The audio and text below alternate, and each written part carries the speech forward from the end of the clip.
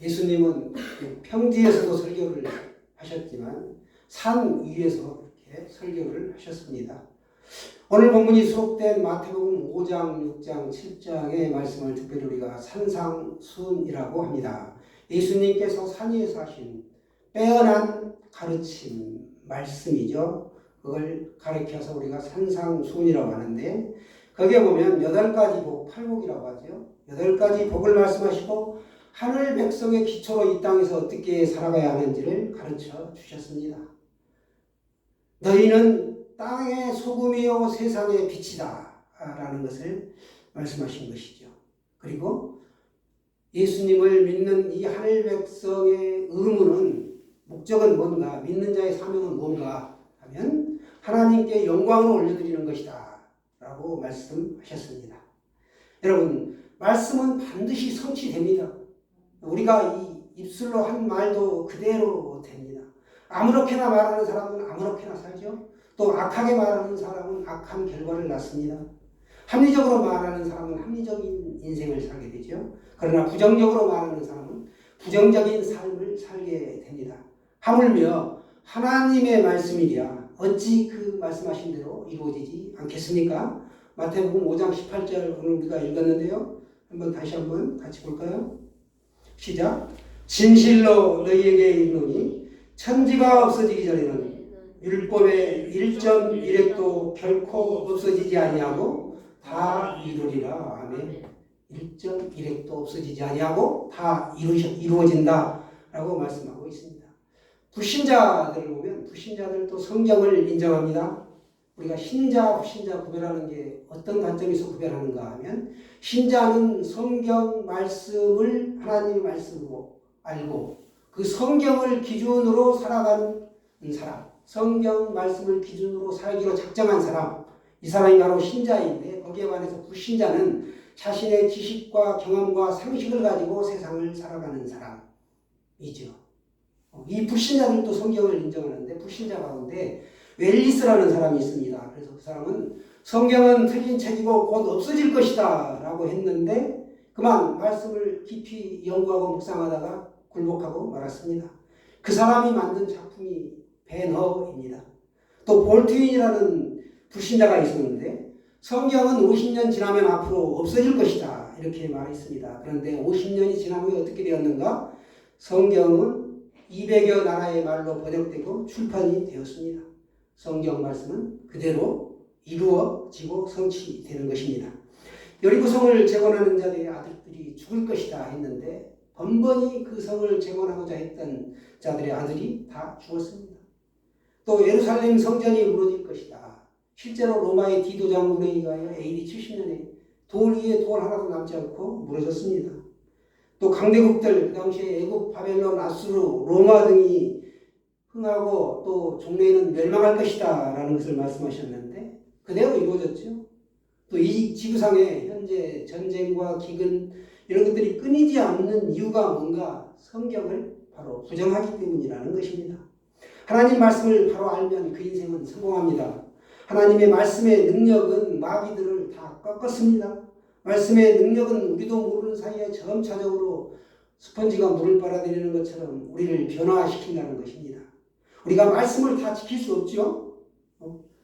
말씀을 다 지킬 수 없기 때문에 하나님께서 우리에게 복을 한 가지 주셨는데 그 말씀을 지키지 못하면 저주를 받고 사망에 이르지만 그 저주에서 빠져나오는 한 길을 주셨다. 그 오직 한 가지, 십자가 은양을 붙잡고 살아가라 라고 말씀하셨습니다. 그게 빠져나오는 길이라는 거죠. 그리스도를 바로 알아야 되고 우리가 전해야 합니다. 사람들은 그리스도교가 배타적이고 독선적이다. 너희들만 어떻게 참 종교고 우리가 믿는 종교는 종교가 아니냐라고 하는데 예수 그리스도만이 우리 인생의 살 길을 열어주신 분이십니다. 사람들은 사기꾼의 말을 아주 철석같이 믿습니다. 그 사기꾼의 말을 들으면 그게 너무너무 필요한 겁니다. 그러니까 호쾌하고 넘어가죠. 그러나 우리가 세상에 나가서 복음을 증거하면 사람들이 콧등으로 귓등으로 스치고 듣지를 않습니다. 왜? 필요성을 못 느끼기 때문에 그렇습니다.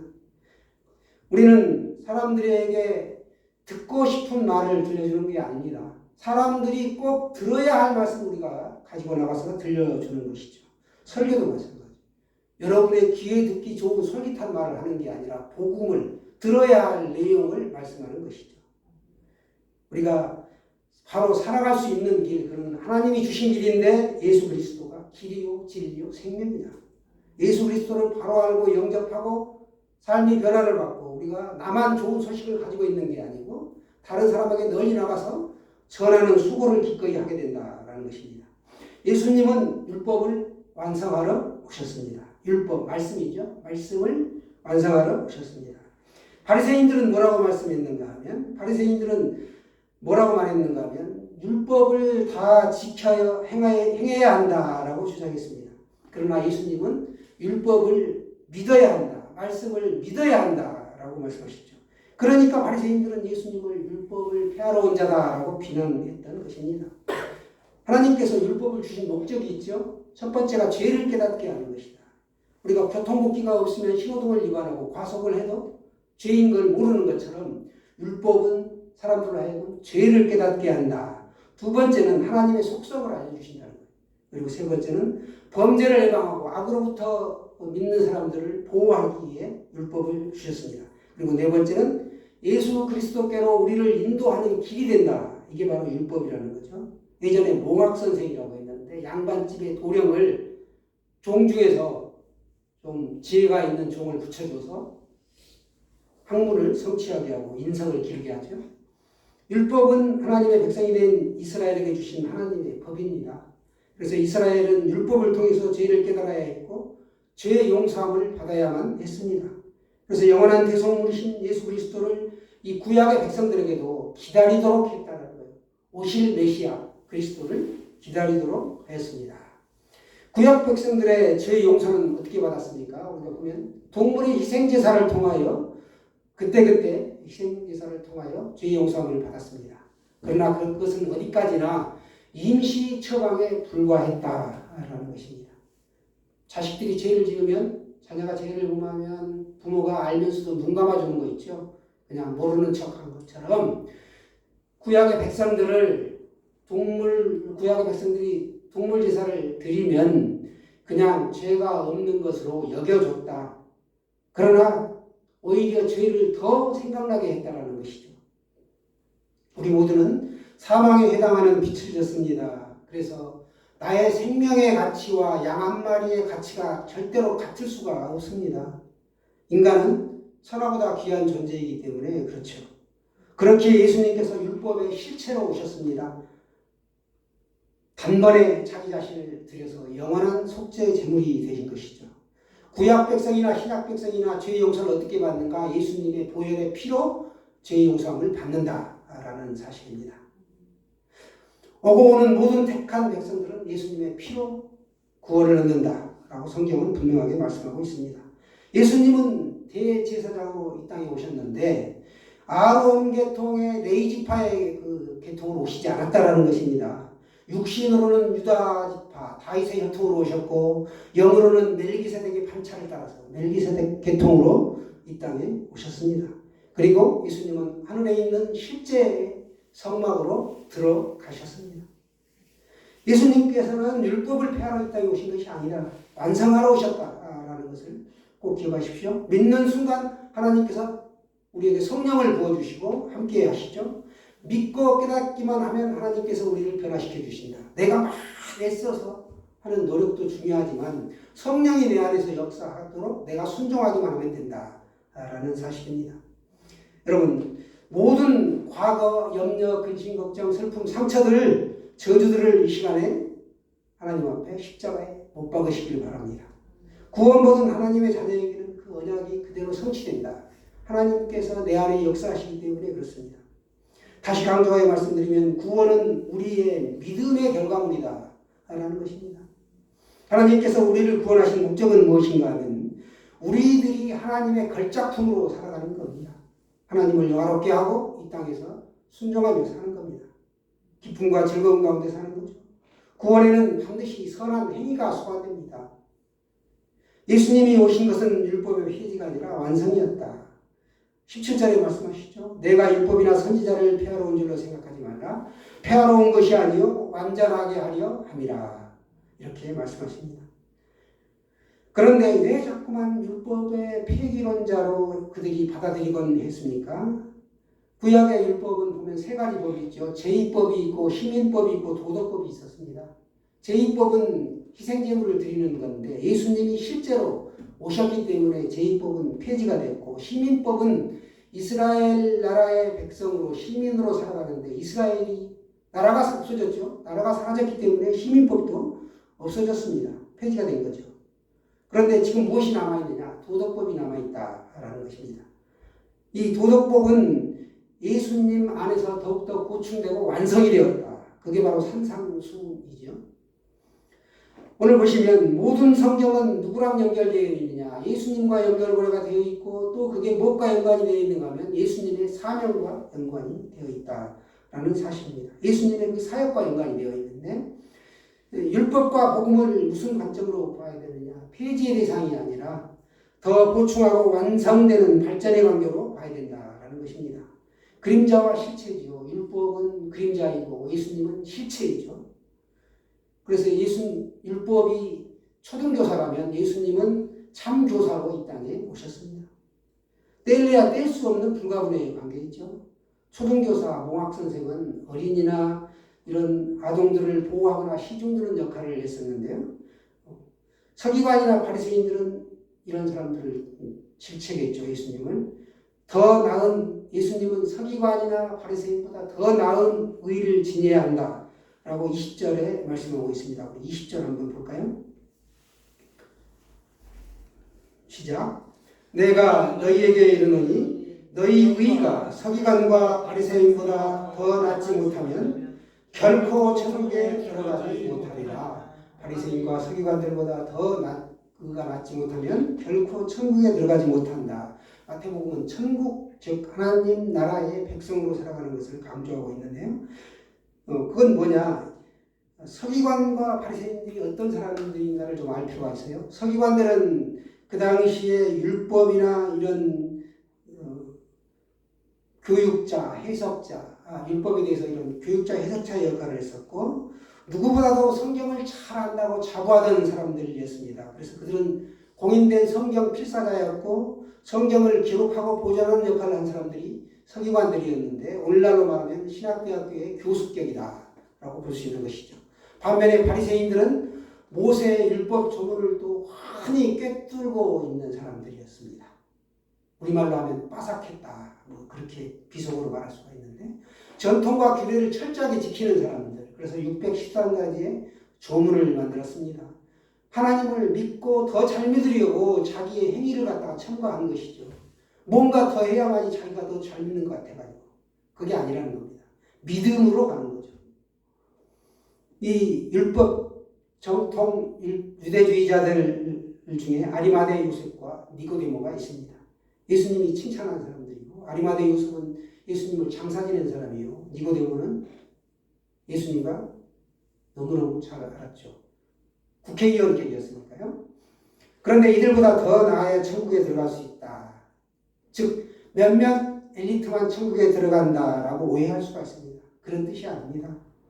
천국은 상대적으로 남보다 더 나은 자가 들어가는 것이 아니라 하나님께서 의롭다고 인정해 주는 사람이 들어간다. 그리고 율법의 형식이 아니라 율법의 정신을 지키는 자가 들어갈 수 있고 율법을 잘 아는 서기관과 바리새인 같은 사람들이 들어가는 것이 아니라 그 율법을 지키는 자가 들어간다라는 것입니다.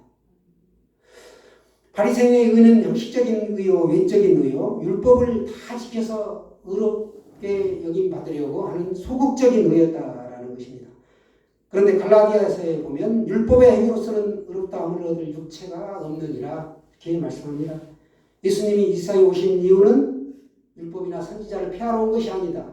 완성하러 오셨다라는 것입니다. 성경에 기록된 바 의인은 없나니 하나도 없으며 모든 사람이 죄인이라는 것이죠. 그 죄에 내가 1억의 빚을 졌으면 친구로부터 1억의 빚을 졌으면 누군가가 그 빚을 대신 갚아줘야 그 1억이라는 부채가 없어지죠. 그것처럼 우리가 죄 때문에 죽어야만 하는데 예수님이 그 죄를 다 짊어지시고 나를 대신하여 십자가에서 죽으셨기 때문에 나는 채무가 탕감됐다. 없다. 더 이상 빚쟁이가 아니라는 거예요. 이걸 좀 아셨으면 좋겠습니다. 우리가 율법을 믿는 것은 뭔가? 율법을 따르는 것은 내가 죄인이구나. 죄라는 걸 깨닫는 거예요. 사람은 시기, 질투, 미워하고 욕하고 이런 게 다 죄죠. 그러나 아담 첫사람이 범죄했기 때문에 우리가 다 죄인이 되었고 그 죄를 용서받기 위해 둘째 아담 예수 그리스도가 이 땅에 오셨다라는 것입니다. 우리가 지금 2000년 전에 오신 예수님은 의미하면서 왜 오셨는지 그리고 다시 오실 예수님을 기다리는 절기에 와 있습니다.